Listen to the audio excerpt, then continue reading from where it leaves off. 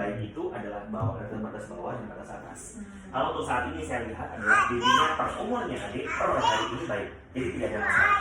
Cuman kalau saya lihat memang adik cenderungnya itu tidak pernah ke ideal. Kalau kita lihat, makanya gunanya ibu bawa buku kayak ini adalah kita melihat kecenderungan itu atau velocity, growth velocity. Growth velocity itu ada pertambahan berat badan per hari, per bulannya bagaimana.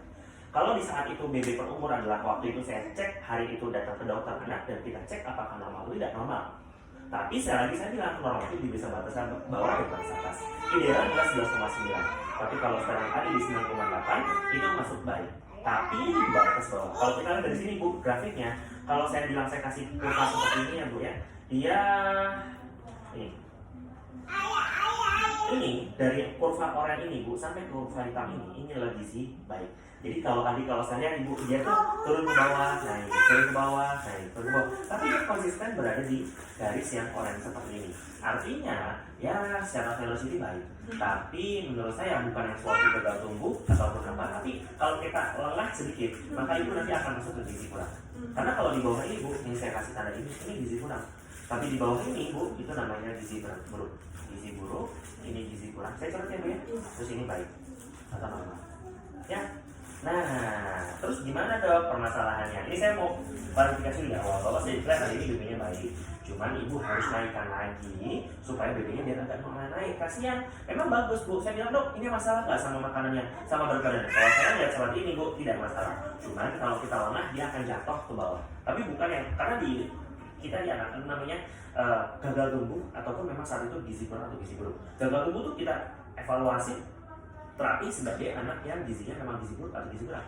Jadi meskipun dia gizi baik Bu, tapi terjadi gagal tumbuh. Gagal tumbuh apa sih dok? Gagal tumbuh adalah saat dimana dia suatu saat dalam keumurannya dia tuh pernah ke garis ideal atau garis di atasnya, tapi sekarang berada di garis bawahnya, melewati satu garis minimal. Akhirnya gagal tumbuh. Jadi misalnya ini Bu, dia masih di atas, terus tiba-tiba menyentuh garis bawah seperti ini. Nah itu ayah. Berarti nanti suatu saat dia akan turun banget kecenderungan. Kalau saya lihat ini ada bagus sih. Cuman baru di bawah, pasti saya di bawah gitu loh. Gitu loh ya.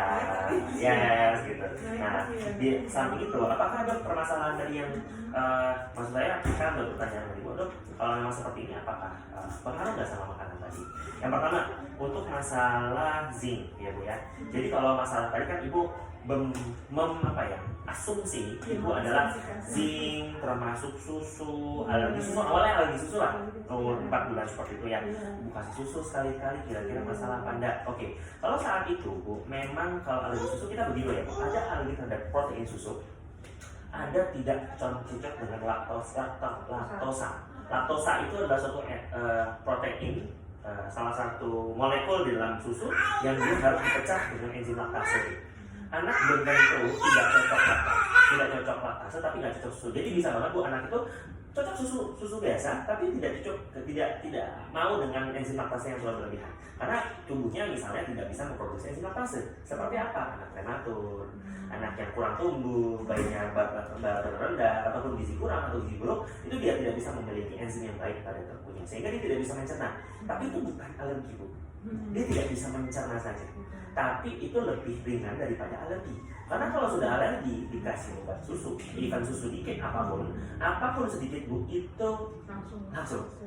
Nah reaksinya alergi pada susu sapi adalah yang pertama adalah pasti akut dulu, akut atau kronis. Akut adalah ini kan ibu datang saya sudah umur 2 tahun ya Bu ya.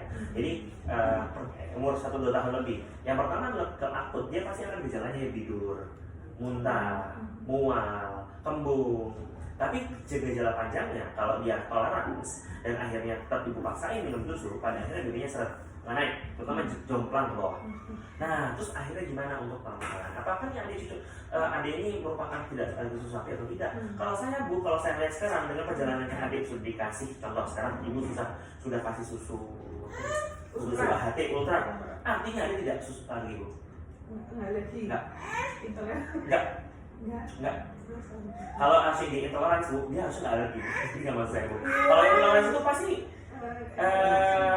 kita curiga alergi gitu ya Bu. Pasti mungkin kita curiga alergi, pasti dia nggak mungkin cocok sama susu. Tapi kalau dia intoleransi belum tentu dia bisa cocok sama susu. Jadi kalau menurut saya, ada dengan bisa minum susu formula seperti ini Bu, susu AHT, dia tidak bukan alergi dan tidak bukan intoleransi. Mungkin yang kemarin yang usia 4 bulan, saya nggak tahu kenapa. Atau dia mungkin tidak cocok susu di awal-awal, tapi karena sudah dipapar lagi di usia mungkin terpapar. Sekarang gimana sih Bu permen yang tidak ada susu? Ada nggak semua?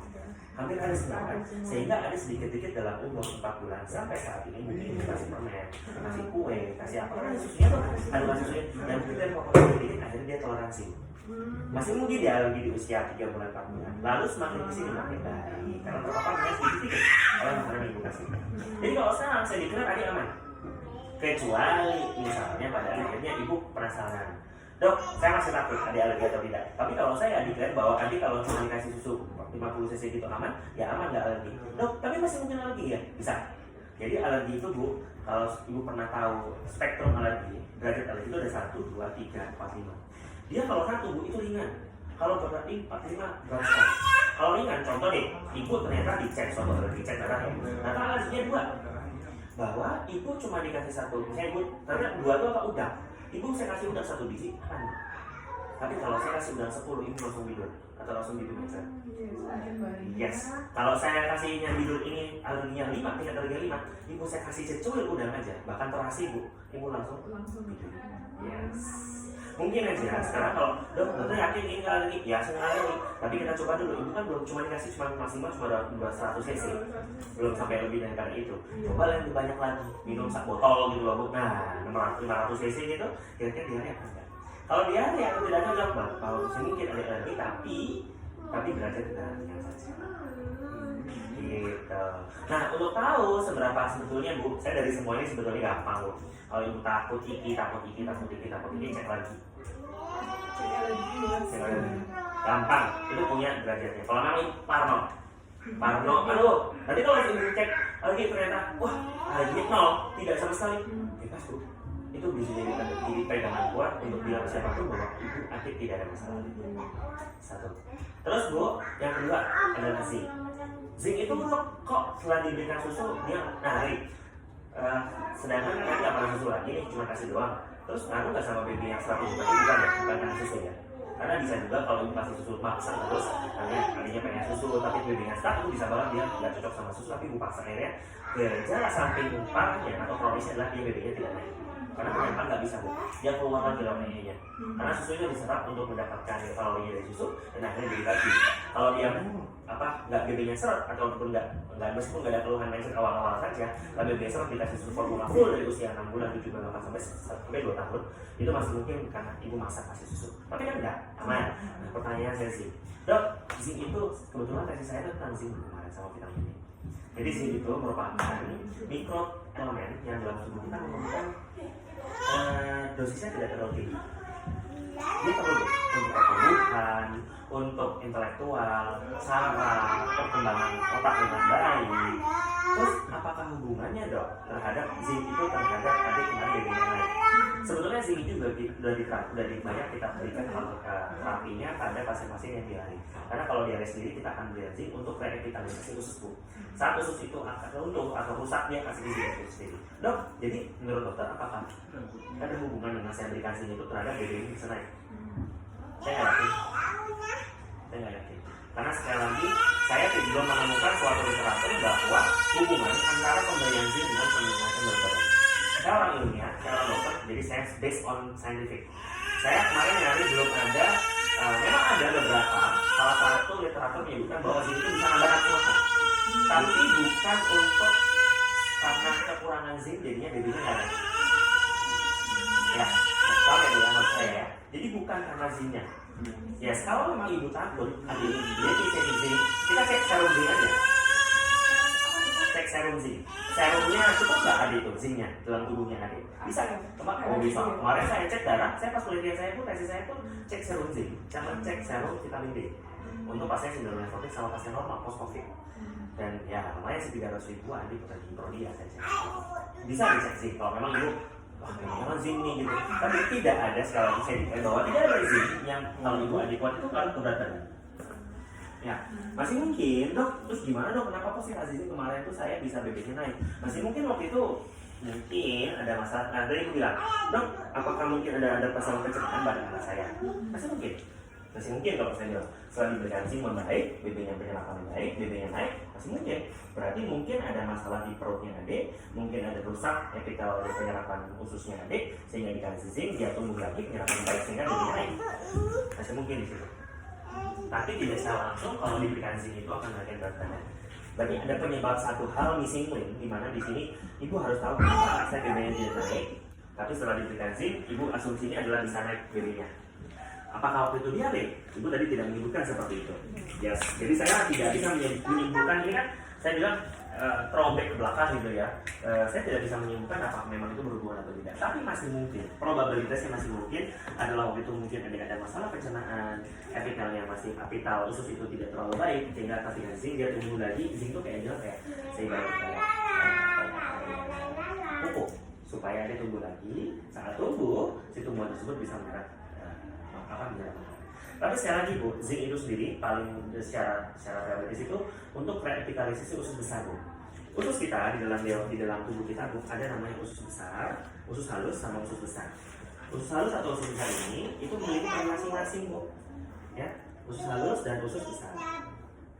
Ya, usus halus adalah untuk penyerapan. Jadi saat ini ada lambung dia digores-gores di sini untuk menyerap zat-zat. Jadi sebenarnya yang porsi usus yang untuk menaikkan berat badan dari sini.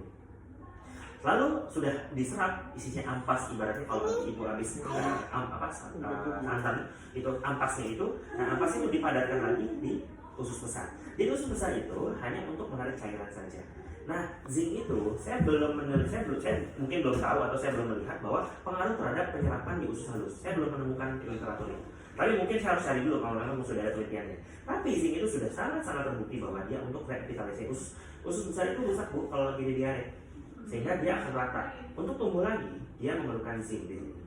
Nah, tapi di usus besar ini kan nggak ada ngaruh sama untuk naikin berat badan. Kenapa? Yang ditarik cuma air aja.